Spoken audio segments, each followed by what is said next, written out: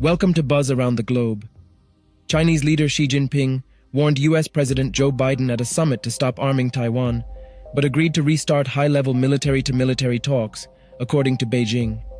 Xi Jinping told his US counterpart Joe Biden that both the US and China should be fully capable of rising above differences in their first meeting in a year, but also added that the US side should stop arming Taiwan and support China's peaceful reunification.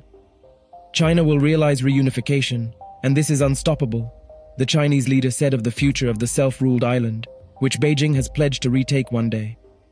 But the two leaders agreed Wednesday to resume on the basis of equality and respect high-level military-to-military communication, Beijing state media said. Military talks between the US and China have been on ice since August last year, when Beijing called them off in response to then US House Speaker Nancy Pelosi's visit to Taiwan. During the bilateral meeting, Xi called the US-China relationship the most important bilateral relationship in the world, and said he and Biden shoulder heavy responsibilities for the two peoples, for the world, and for history. Biden and Xi also agreed Wednesday in California that the two sides would conduct telephone conversations between theater commanders, as well as hold defense policy coordination and maritime talks, according to Beijing's foreign ministry. Biden opened his remarks by saying that tensions should not veer into conflict. Xi responded by saying, "For two large countries like China and the United States, turning their back on each other is not an option." Addressing a perennially sensitive topic, President Xi labeled the Taiwan question as the most crucial issue in US-China relations. He acknowledged positive statements from the US during a recent meeting in Bali, but pressed for concrete actions aligning with the US stance of not supporting Taiwan independence, and called for an end to providing arms to the self-governed island state. In addition, the summit saw the two men agree to set up joint government talks on the use of artificial intelligence, as well as a working group on counter-narcotics cooperation, Xinhua news agency said.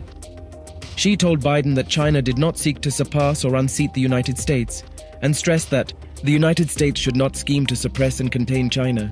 China will not follow the old path of colonization and plunder, nor will it follow the wrong path of hegemony when a country becomes strong, Xi said, according to Xinhua. China's development, he said, will not be stopped by external forces. Xi also warned Washington that Beijing was dissatisfied with sanctions and other measures against its companies. US actions against China regarding export control, investment screening, and unilateral sanctions seriously hurt China's legitimate interests, Xi said.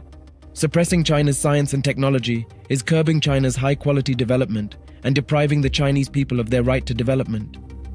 US officials have played down the chance of major breakthroughs, although an agreement on restoring a hotline between the Chinese and US militaries on the cards, along with cooperation on stopping supplies of the drug fentanyl.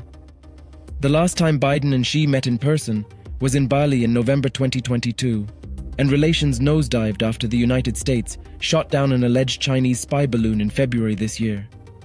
Although there were some uncomfortable moments, especially when US President Joe Biden said after a summit that he still considers the Chinese president a dictator, after he sparked fury from Beijing by making the comparison earlier this year.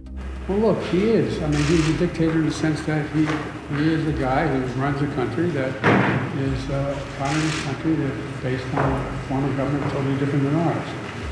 Anyway, we may Tell Iran to stop attacking U.S. forces and wiping the war. Interestingly, China condemned on Thursday US President Joe Biden's description of Xi Jinping as a dictator as extremely wrong. But Foreign Ministry spokesperson Mao Ning added, "I need to point out that there are always some people with ulterior motives attempting to sow discord and wreck China-US relations, and this too will not succeed." Do tell us what you think about this video in comments section, and for more news updates, subscribe to India Today.